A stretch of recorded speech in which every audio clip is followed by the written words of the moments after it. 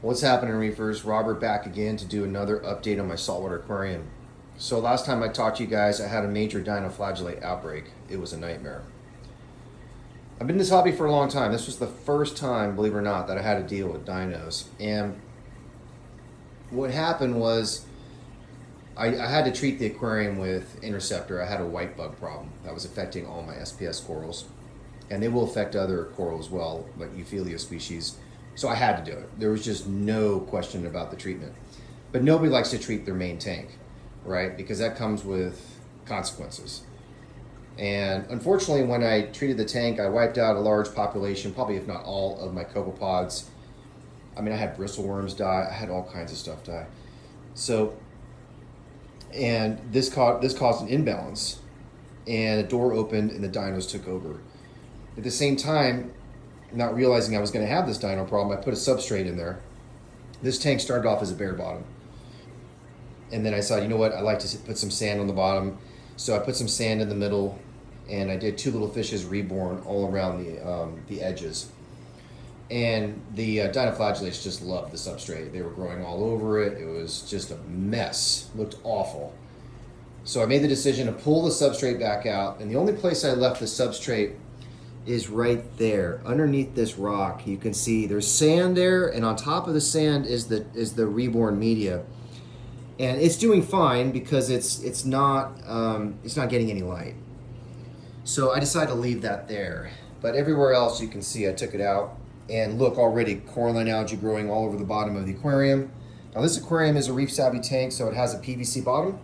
There's glass underneath, but it has a PVC bottom, so coralline algae grows really fast on it. It's also great if you want to put corals down there, perhaps some chalices or even SPS corals.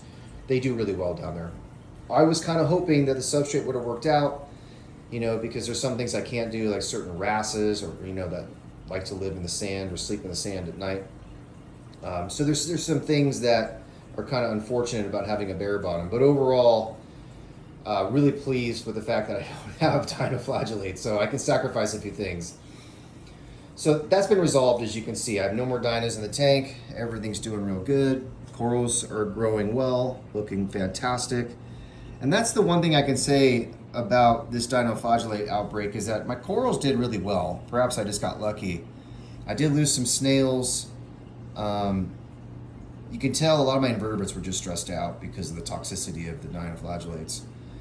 I ran carbon, made sure my nutrients were in check. I cut the lighting back a little bit. I took the substrate out, and just doing those few things really made a difference, and I was able to eradicate them. Anyway, so let's go ahead and move on past the dinoflagellate problem. Some other issues that have occurred is my Vectra M2 pump started making a weird sound. So I sent it into Ecotech. I was out of warranty. And basically they told me that I just needed a whole new pump. And I said, okay, that's fine. And they said $200 for the new pump. There was nothing wrong with the driver, so they were just gonna send that back to me. But I decided not to purchase the pump because they only wanted to give me a 30-day warranty on just that pump. So I'm like, wait a minute, so you want me to spend $200 on a new pump, and I'm only gonna get a 30-day warranty? So, I felt like this is ridiculous. I'm not gonna take a risk. Luckily, I had a backup pump that I had purchased. It was another Vectra M2. And I want to make a point about this. This is something I realized. When we buy backup equipment, everybody wants to have a backup pump. And it's a great idea to make sure you have backup pumps. But this is something I didn't think about.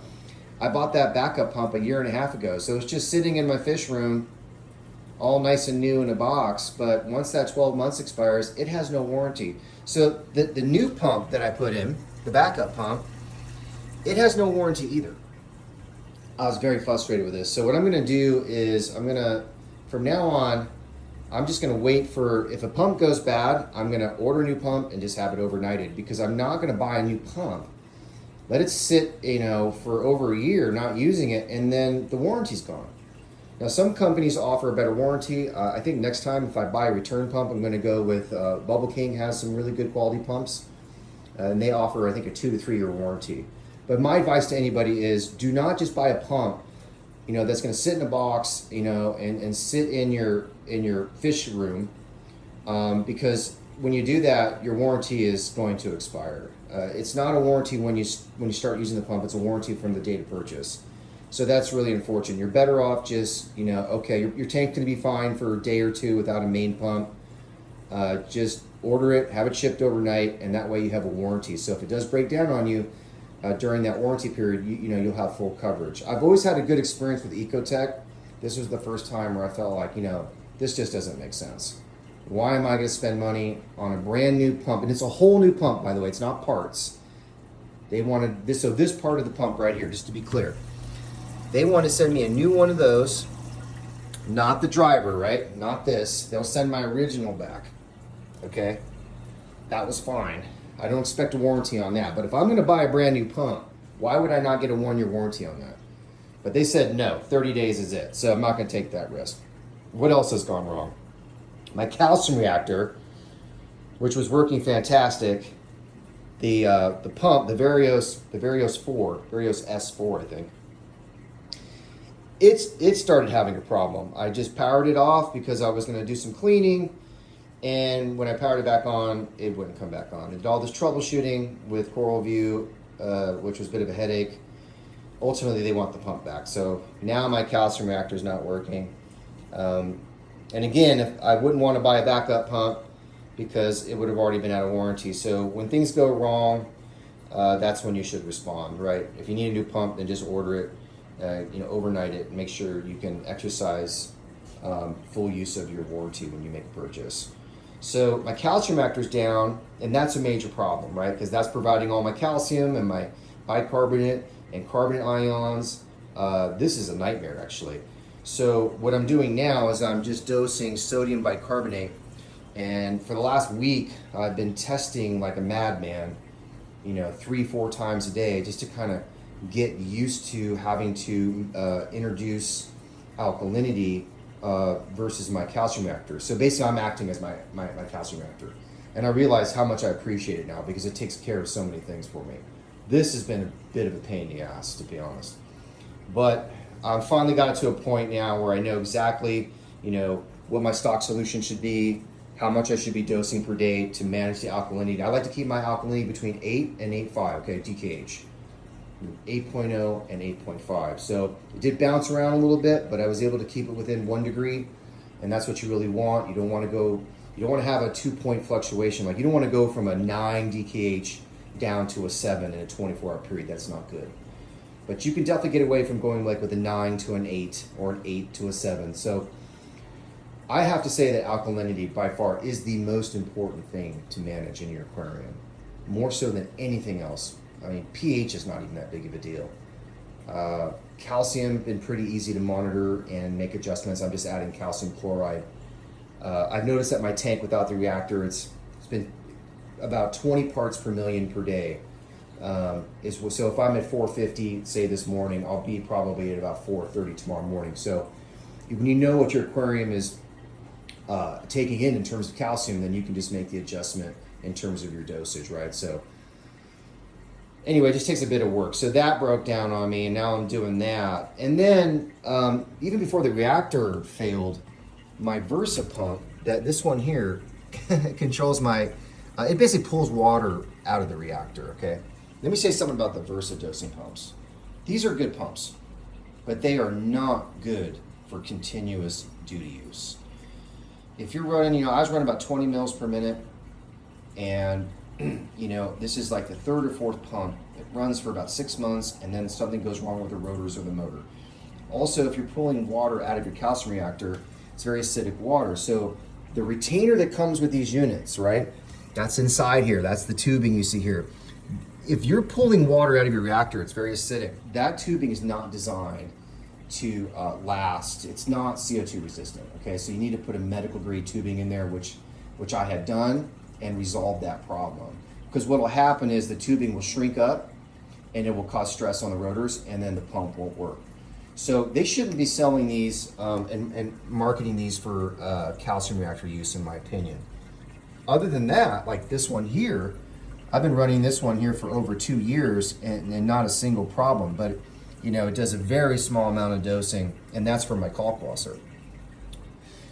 So anyway, I'm gonna go with the Kimura. I'm gonna have to replace this too because it's on its way out. But you know, when things go wrong, they go wrong, right? I mean, everything at once. The main pump, the reactor, the dosing pump, the dinoflagellates. And what can make us a great aquarist is just fighting through it. You know, there's times where you're like, shit, man, I just want to give up on this right now. You know, it's so demanding. It takes up so much of your time. But just stay focused, do your testing, you know, be diligent and organized. And if you stay on top of it and you can keep the aquarium water stable, you're going to get through whatever problem you're having. And if something breaks down, you just got to make adjustments, right? I have the calcium reactor. It's not working right now. And now I'm doing this, a manual dosing of the sodium bicarbonate, right? So you just got to make your adjustments. And then once, you know, you get everything corrected or get the pump fixed or whatever, then you can put your equipment back on, you'll be fine. But, you know, it's a good learning lesson to realize that you are not safe when you buy all this technology. What makes a good aquarium is the aquarist. You know, the attention to detail. Can't stress that enough. And I'll take you guys in here, and then I'll wrap up this video. So this is my bathroom / fish room. Here's my calcium reactor right now that's, you know, obviously down. Got to get the pump fixed, right? So, but one thing I do as an aquarist is I stay highly organized, right? I got all my testing materials here, okay? Really important to stay organized, keep everything clean, and you know, it'll last you a long time. And you know, here, if you can see, this is a new page, by the way. I had many other pages. I'm testing, right? I got the date, I got the time, what I tested, what the reading was, how much I dosed. So it's important to keep good notes too. So keep a log of everything you do so you can reflect back when you need to, right? But yeah, keep organized and, you know, just stay on top of it. You know, you can't walk away from this. There's no way you can just say, well, my tank is great, it's doing fine, I'm gonna walk away now for a couple weeks and not worry about a damn thing. And that's when exactly something will go wrong. Some of us get lucky, but very few. Anyway, that's kind of my update for now. I really appreciate you guys watching my videos and subscribing to my channel and give me a thumbs up. I appreciate that. If you have any questions for me, feel free just to go ahead and put them down in the comments. All right, guys, thanks again. Have a wonderful day.